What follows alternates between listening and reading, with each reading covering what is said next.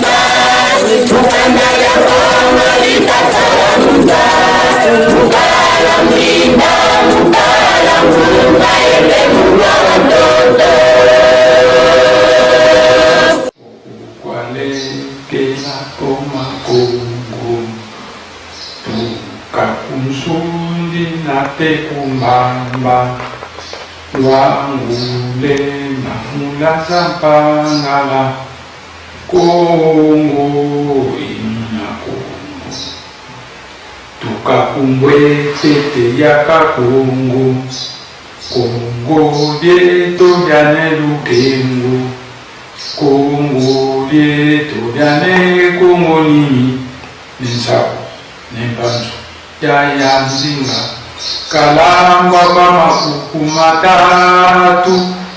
makuku matatu malambe Kongo okukwalekela omakongo Kongo lyatusisila bakulu Kongo talikamba swemba nsinga Kongo ina Kongo kenzoka Kongo pakenzolenza sala wayala nsanga vantandu kamusiko tobola ngoya Kongo ina Kongo ina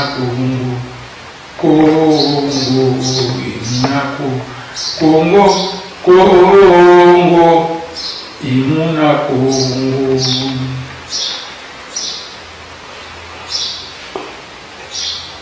Peuple congolais, mes chers compatriotes,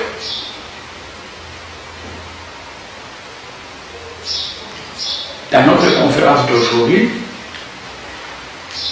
je m'adresse particulièrement à la classe politique congolaise et bien sûr au peuple congolais en général.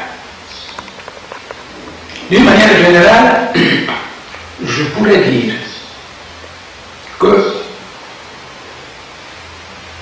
dans notre conférence d'aujourd'hui, notre conférence aura pour thème Réfléchissons ensemble. Réfléchissons ensemble. Et ce mot d'ordre, je le donne à la classe politique congolaise et au peuple congolais. Réfléchissons ensemble. Le premier problème que nous allons aborder, c'est le problème de la République démocratique du Congo, qui est un véritable sous-continent, puisque la République démocratique du Congo, notre pays, est un sous-continent. C'est un grand ensemble. Pour vous démontrer que la République démocratique de notre pays est un grand ensemble, nous allons fabriquer deux cartes. L'une de l'Europe et l'autre de la République démocratique du Congo, même échelle. Et nous allons superposer ces deux cartes. Si Kinshasa tombe à Londres, alors Lubumbashi tombe à Moscou. Et entre Londres et Moscou, nous avons toute l'Europe. Entre Londres et Moscou, nous avons toute l'Europe.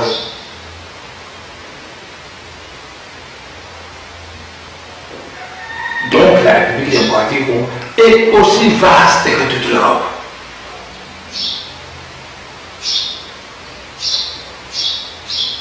Mais combien de pays a-t-il en Europe? 200, 300 pays? En quoi il y a combien de pays? Il y a la Suède, il y a la Norvège, il y a l'Irlande, il y a l'Angleterre, il y a le Portugal, il y a l'Espagne, il y a la France, il y a la Belgique, il y a l'Italie, il y a la Hongrie, il y a la Croatie, il y a le Kosovo, etc. Plusieurs pays, dont la République démocratique du Congo, qui est aussi vaste que l'Europe, aurait logiquement de la place pour 5 États indépendants, comme l'a fait la France dans la OF. Mais la fin, c'est ça la République démocratique du Congo. Mais la République démocratique du Congo n'a pas été fondée par Dieu, ni par un politicien congolais. La République démocratique du Congo, c'est une ancienne colonie belge. Une ancienne colonie belge qui portait le nom de Congo belge. Elle portait le nom de Congo belge. Cette République démocratique du Congo contient beaucoup de cours d'eau et a une terre bourrée de richesses, de beaucoup de richesses naturelles et de beaucoup de matériaux stratégiques. Mais pour exploiter ces matériaux, il nous faut de la science et de la technologie. Tout politicien sensé, tout politicien sage comme Mandela ne vous conduira au raisonnement suivant. Nous avons beaucoup de ressources naturelles. Mais puisque pour exploiter ces ressources naturelles, il nous faut de la science et de la technologie, il nous faut de la science adaptée, de la technologie adaptée et du financement.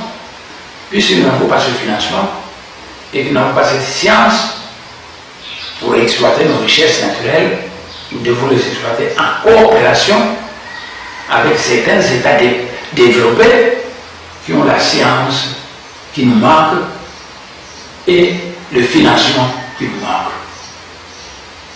Donc, exploiter nos ressources en coopération avec certains États qui ont la science qui nous manque et le financement qui nous manque, on exploite ces richesses en partenariat, en coopération avec ces États dans le domaine du gagnant-gagnant. Ces États gagnent quelque chose, nous gagnons quelque chose, tout le monde est content, et ça fait l'affaire de tout le monde.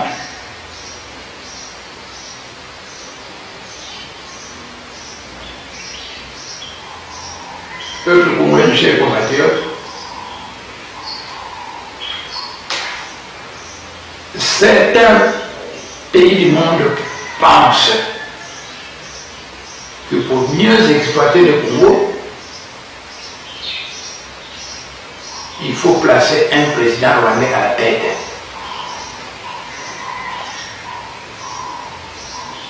Ce n'est pas vrai. Parce que les richesses du Congo ont commencé à être exploitées à l'époque coloniale, il n'y avait pas un Rwandais à la tête.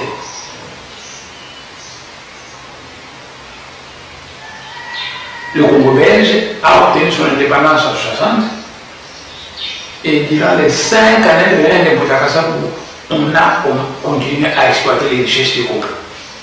Nous n'avons jamais fait un obstacle à l'exploitation de nos richesses. Comment nous allons combattre le chômage? Comment on va combattre la pauvreté si nous avons des ressources naturelles et on ne les exploite pas? Mais pour les exploiter, il faut de la technologie adaptée et du financement. C'est pourquoi, à l'époque coloniale, on exploitait les ressources du Congo. Pendant les 5 années de règne de Boutakasakou, on a continué à les exploiter. Pendant les 32 années de règne de Mobutu, on a continué à exploiter. Donc les Congolais n'ont jamais été un obstacle à la coopération ou au partenariat pour l'exploitation de leurs richesses. Et ça va continuer quand Hippolyte Kanambe pourra quitter notre pays. Ça va continuer comme ça.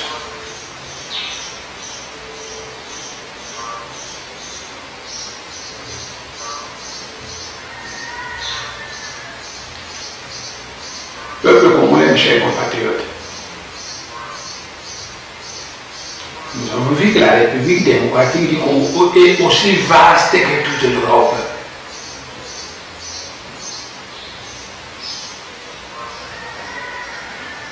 Si vous avez une centaine de pays en Europe, dans chacun de ces pays, ils ont un président originaire de ce pays, un fils du pays.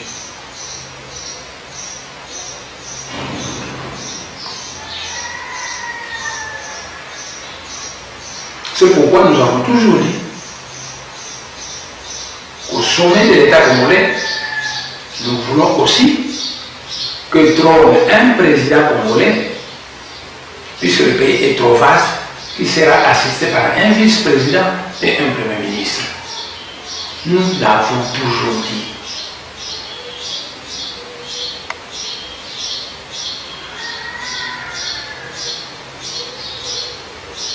Notre pays a été une colonie. Quand la Belgique a décolonisé notre pays, le premier président c'était un Congolais. Alors, tout à fait normal. Le deuxième a été aussi un Congolais. Tout à fait normal.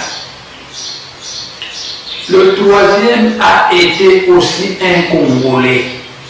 C'est Laurent Kabila, le Moulou-Bakati, le ministre du Katanga. Mais Laurent Kabila n'avait pas de moyens de prendre le pouvoir à Kinshasa, donc de remplacer le président Mobutu. Et les petits Rwandais et les Ougandais se sont réunis. Ils ont dit, écoutez, nous allons mettre sur pied une armée qui va envahir la République démocratique du Congo et qui va placer un Rwandais Rwandais à la tête. Au début, on avait pensé à Bouguera. Après, ils ont dit non, la communauté internationale va contester, l'Afrique va contester, donc prenons un figurant. Nous venons de créer la FLEL, nous prenons un figurant de Laurent Kabila, qui sera un figurant, mais nous lui imposons les conditions suivantes. Nous sommes prêts à prendre notre armée et à vous accompagner pour aller renverser Mobutu à Kinshasa. Êtes-vous d'accord qu'on le fasse à une condition? Qu'après avoir renversé Mobutu, vous nous donnez 300 km de la terre du Burundi, du Kivu, qu'on va annexer au Rwanda. Laurent Kabila a dit oui. Le respect de la parole donnée est un attribut majeur de tout initié Congo. Mais le Lumumbi, c'est Laurent Kabila. Le Moulbaka, c'est Laurent Kabila. Une fois, il a répondu aux Rwandais qu'il était d'accord pour l'armée rwandaise et qu'il allait donner les 300 km de côte, les 300 km de la terre du Kivu. Quand Laurent Kabila est arrivé à Kinshasa, il n'a plus respecté sa parole donnée. Et ceux qui l'avaient aidé matériellement et humainement pour venir renverser le président Mobutu se sont fâchés et ils l'ont tué.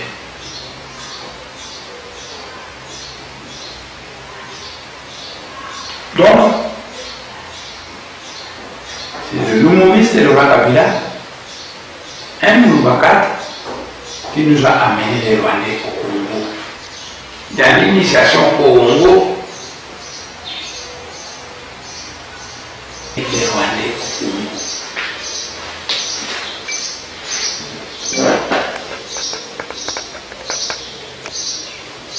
Et la présence rwandaise au Congo s'est renforcée après l'assassinat de Laurent Kabila, lorsque est venu le règne de ce jeune Rwandais qu'on appelle Hippolyte Kanambe. Autrement dit Kabila, c'est un faux Kabila. Parce que si vous allez à Dar es Salaam, où il travaillait avant de venir prendre le pouvoir au Congo, si vous allez à Dar es Salaam, on le connaît bien. Mais on l'appelle Hippolyte Kanambe. Si vous allez au Rwanda, mais on le connaît bien, sous le nom de Hippolyte Kanambe, c'est le neveu de James Kabarebe, le ministre rwandais de la Défense.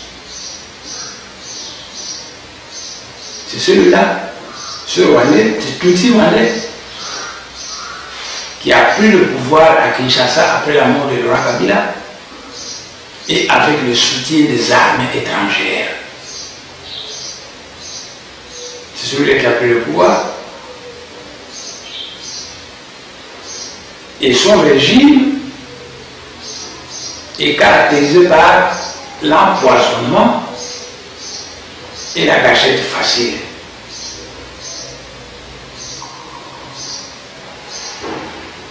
Dans le Bas-Congo, le Congo central, Laurent Kabila a fait massacrer 1 millier d'adeptes de Bundula Congo. Il les a jetés dans les fosses communes.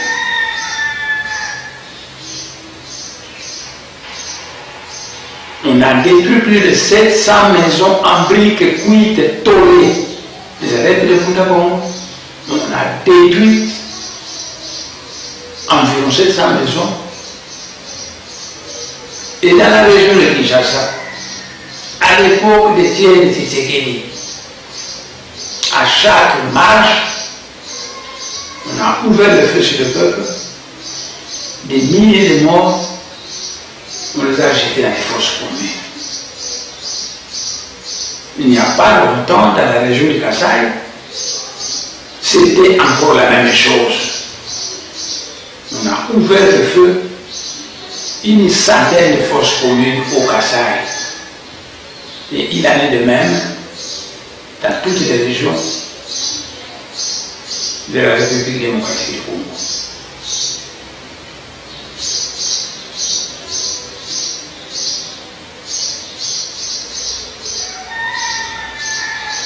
Cet état des choses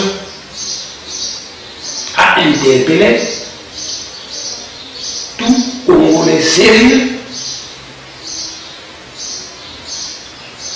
qui se dit ceci, mais dans quel pays du monde avez-vous vu ce que nous voyons au Congo?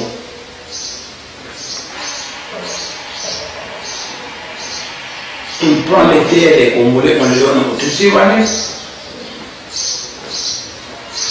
on massacre le peuple congolais, gâchette facile, on les jette dans les fosses communes. Mais dans quel pays du monde avons-nous vu un président de la République qui passe son temps à massacrer son propre peuple?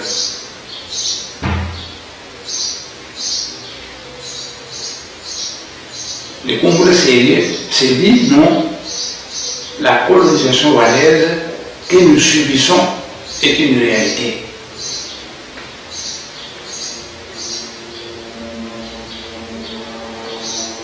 Il faut donc combattre cette colonisation rwandaise. Pour combattre la colonisation rwandaise, pour combattre cette colonisation rwandaise, M. Olenga Ngoyi du FONUS en 2006 a émis la théorie de Soso Ndeke, du fils du pays et de l'étranger. En 2006, Jean-Pierre Bemba a été reconnu par toute la classe politique congolaise comme étant le fils du pays. Et il politique comme étant l'étranger. C'est M. Olenga Ngoyi qui a lancé cette théorie de Soso Ndeke.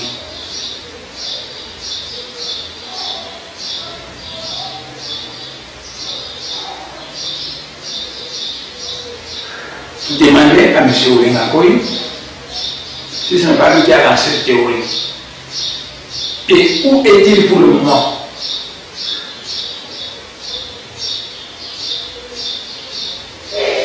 En tout cas, tout le monde est sérieux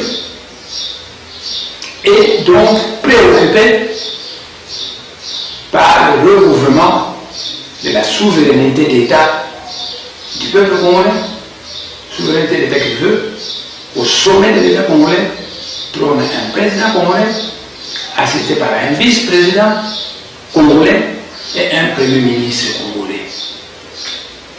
Hippolyte Kanambe, il n'est pas congolais. Il passe son temps à des transitions. Nous avons déjà connu plus de cette transition. Mais en fait, mes chers compatriotes, le problème est semblable au suivant. Vous achetez des wagons neufs, mais ces wagons neufs sont tirés par une locomotive en panne. Et bien ces wagons ont beau être neufs, une fois tirés par une locomotive en panne, ça ne fera pas de miracle. La locomotive en panne, c'est Hippolyte Kanambe. Et les wagons neufs, ce sont les différents premiers ministres qui se dotent.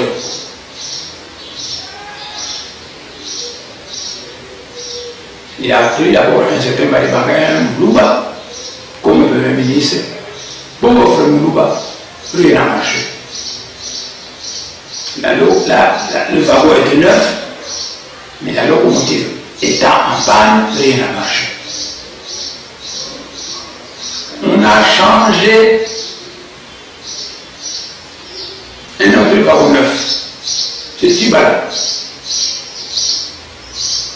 Mais la locomotive étant toujours en panne en tant qu'Hippolyte Kanambe, rien n'a changé.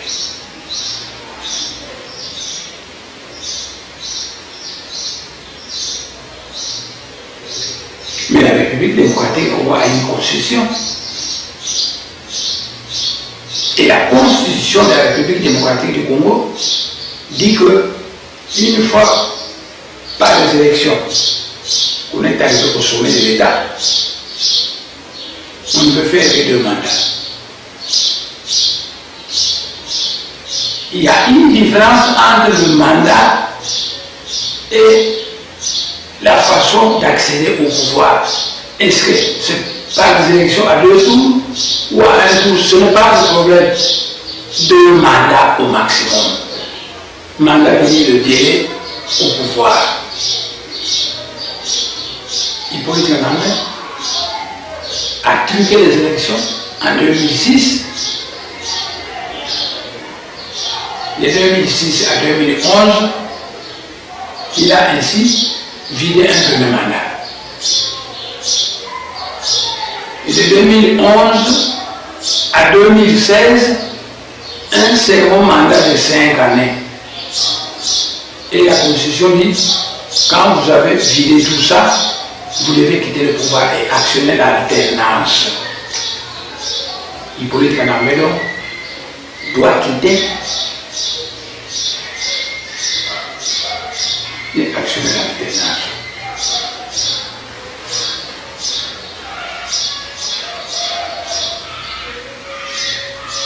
Mais la République démocratique du Congo a déjà connu plus de 7 transitions pour simplement chercher à prolonger le délai au pouvoir d'Hippolyte Kanambe.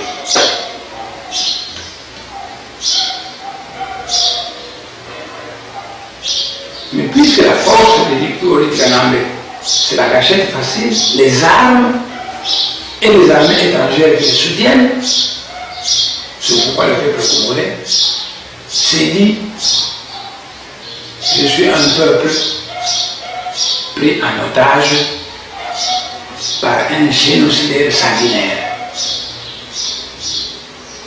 Je demande donc à la communauté internationale de m'accorder son secours.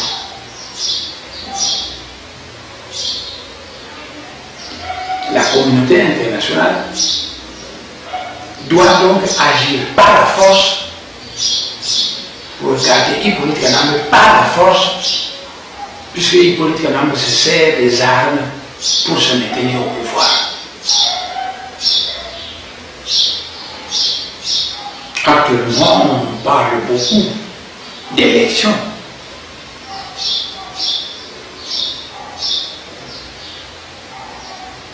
Mais en 2006, il y avait des élections et ça n'a rien donné.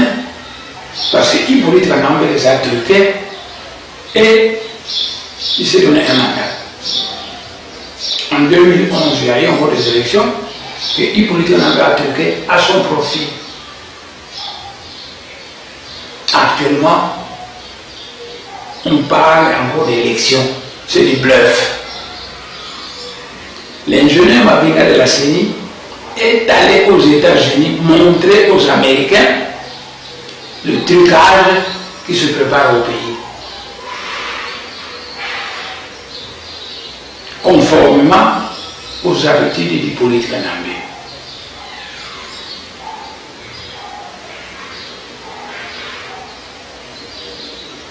Un trucage se prépare au pays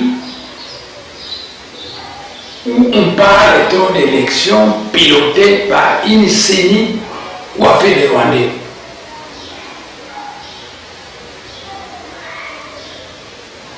Mais l'ingénieur Mavinga de la CENI est allé aux États-Unis démontrer aux Américains qu'il n'y a rien de véritable dans tout cela. C'est du bluff. Vous vous faites simplement manipuler par Hippolyte Kanambe qui cherche à prolonger son mandat.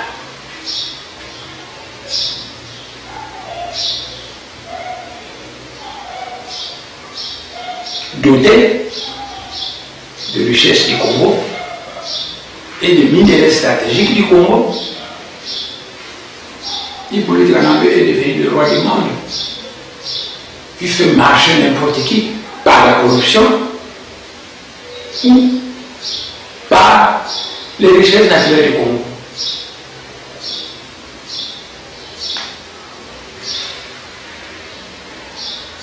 Ainsi, un jour, la commission de l'ONU des droits de l'homme s'est réunie à Genève. Hippolyte Kanambe a corrompu la plupart des membres de cette commission à tel point que cette commission a accepté, moyennant corruption, l'admission de la République démocratique du Congo à la commission des droits de l'homme. C'est à cette occasion, grâce à la corruption, qu'on a fait échouer une certaine grande puissance, l'Amérique.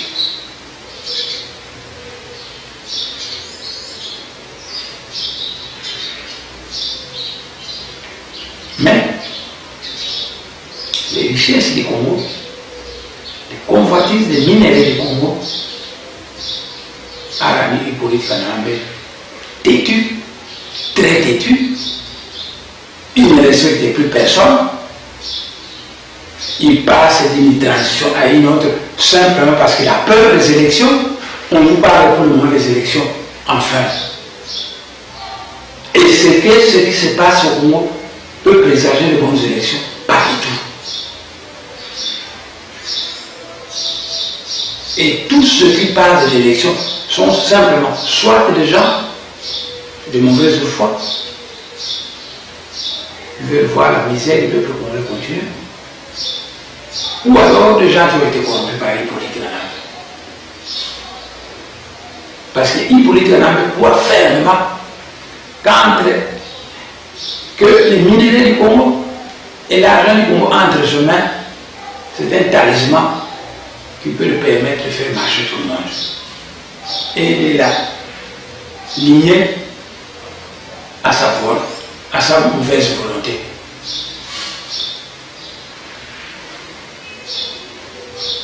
Le peuple congolais, pour le moment, il avait commencé en 2006 le combat de la restauration de l'autorité de l'État. Le peuple congolais veut voir un Congolais à la tête de l'État congolais.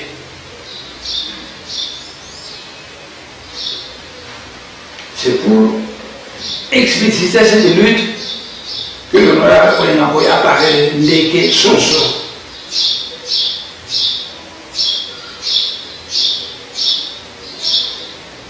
Ainsi, tout politicien congolais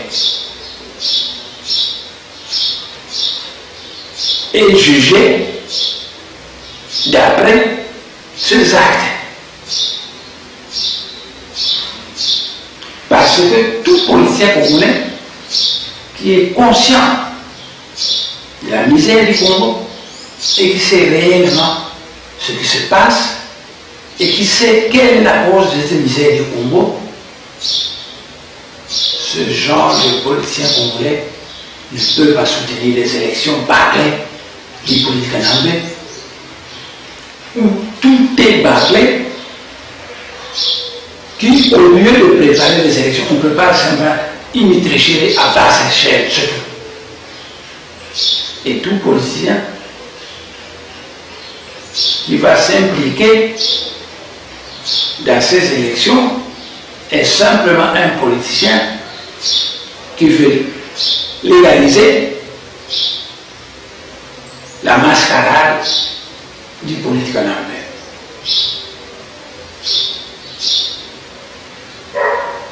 En 2006, Jean-Pierre Mbemba a été connu par tout le peuple congolais, ministre du pays, tandis que Kabila, l'étranger, qu'il fallait élaguer pour laisser la place au fils du pays. Aujourd'hui, après 10 ans à la Cour pénale internationale, Jean-Pierre Bemba va bientôt rentrer. Mais on va le juger en fonction de ses actes. Parce qu'aussitôt qu'il vient, tout vrai Congolais qui a un esprit vif va l'observer pour voir qu'est-ce qu'il va faire. Et ce qu'il va faire va nous amener à lui coller une étiquette. Ainsi, si Jean-Pierre Bemba vient pour donner un plus à la lutte de la restauration de l'autorité de l'État,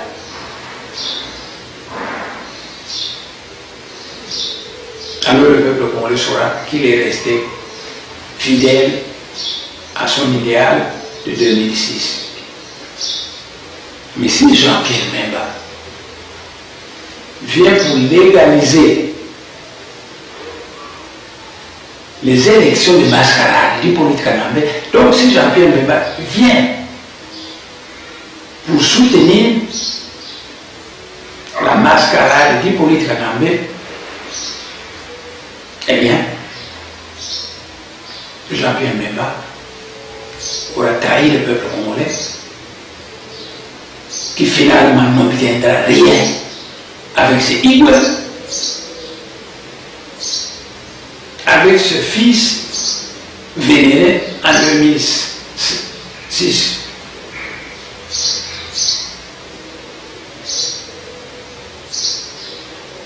Voici ce qui pourra se produire. Jean-Pierre Bemba s'est dit, moi je suis rentré au Congo pour renforcer la lutte de la restauration de l'autorité de l'État.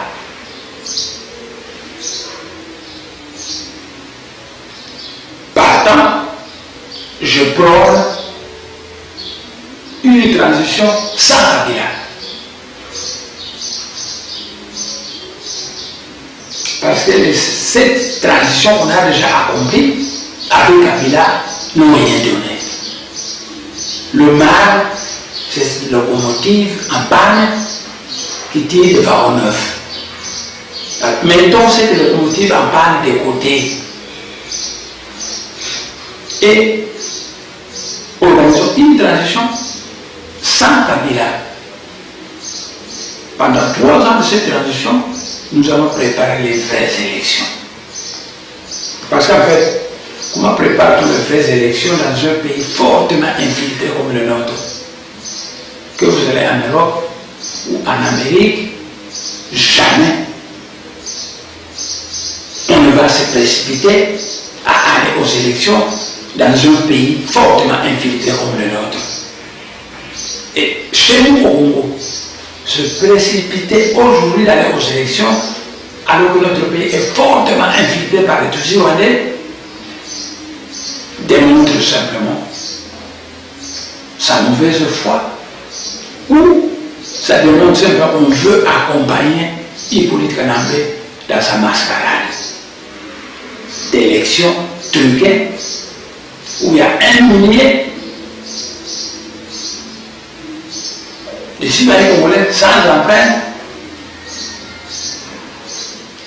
où la corruption est préparée à longue échelle. Ma fille l'a démontré aux États-Unis.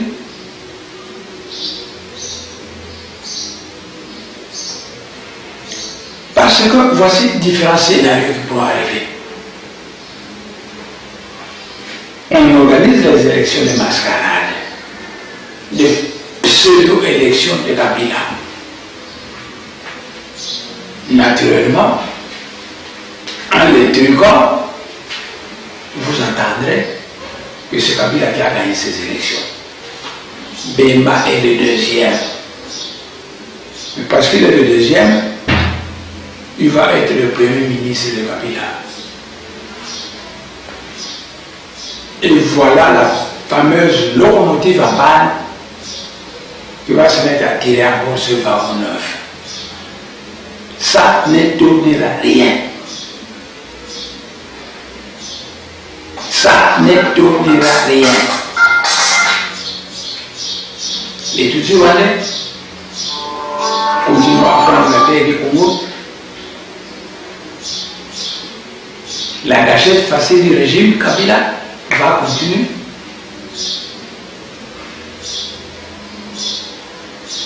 Et notre misère va simplement continuer.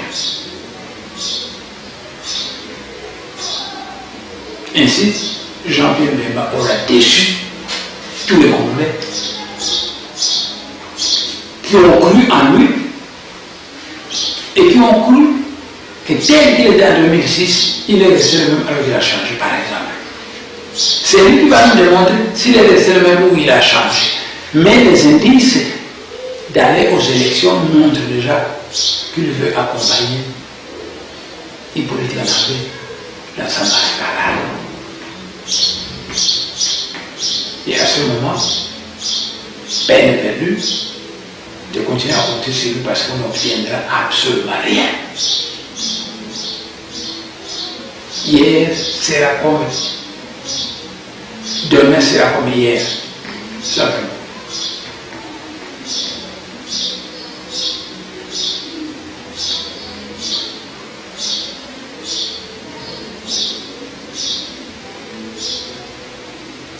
Vous voyez donc, ma chère compatriote, que nous n'avons rien dit de mal de Jean-Pierre Bemba. C'est lui qui va se définir. Mais son empressement actuel à demander aux Congolais d'aller aux élections de mascarade, c'est un indice qui nous démontre qu'il vient avec l'intention de venir accompagner la locomotive en panne qui n'a jamais produit un miracle dans ce pays et qui n'a produit aucun miracle dans ce pays. Malheur à ceux qui comprennent toujours en retard.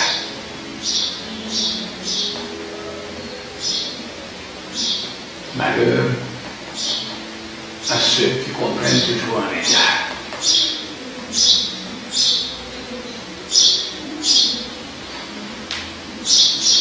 Jean-Pierre Bemba va venir, mais son parti est déjà détruit. François Mahamba, l'ancien secrétaire général de son parti, se trouve à la majorité présidentielle pour le moment. Thomas Louaka, il se trouve à la majorité présidentielle pour le moment. Jean-Lucien Moussa, il est avec Kabila pour le moment. Les Gola, mais il se trouve à la majorité présidentielle pour le moment. Donc, tout le monde l'a quitté.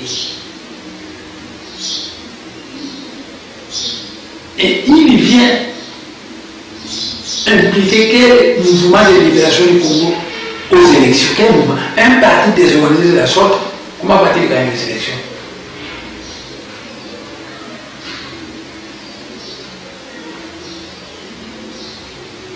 Non. De plus en plus, les vrais penseurs congolais semblent comprendre que Bemba, qui hier était condamné à plus de 80 ans de prison à la Cour pénale internationale, brusquement on le libère, mais on l'a libéré dans l'intention de venir légaliser, accompagner Kabila et légaliser les élections de mascarade dont on parle actuellement en République démocratique du Congo.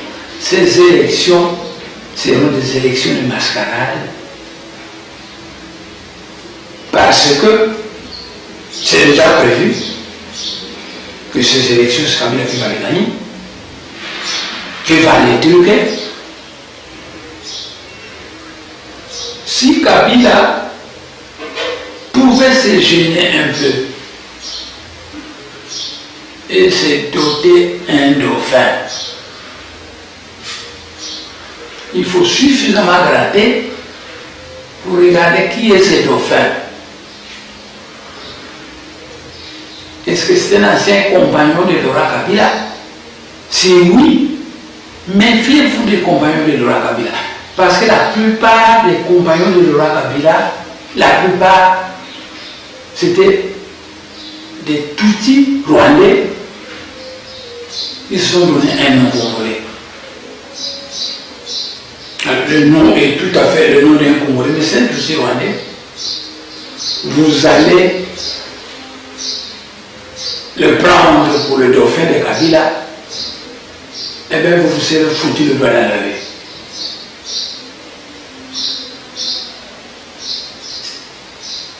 Si on veut réellement résoudre le problème actuellement, il faut une transition sans Kabila. S'il faut, il faut une transition sans Kabila, pendant laquelle nous allons faire l'identification de la population pour savoir qui est congolais, qui n'est pas congolais. Une transition sans Kabila, pendant laquelle nous allons faire le recensement pour nous dire les vrais congolais sont combien. Et finalement, nous allons établir un fichier électoral crédible et après on va aller aux élections. Cette fois-là, c'est la crédible. Maintenant, s'il faut poser comme postulat que ceux qui vont diriger cette transition ne seront pas des candidats aux élections prochaines, ils seront seulement récompensés par la nation comme des sénateurs. C'est là, c'est la mascarade qui avance à pas de géant. Et Bemba ne fera aucun miracle s'il accompagne Hippolyte Kanambe. Bemba ne fera aucun miracle s'il accompagne Hippolyte Kanambe. Et l'accueil qu'on pourrait lui réserver ne changera rien. L'accueil qu'on pourrait lui réserver ne changera rien parce que son option est erronée. À savoir légaliser les élections d'Hippolyte Kanambe et accompagner Hippolyte Kanambe dans sa mascarade.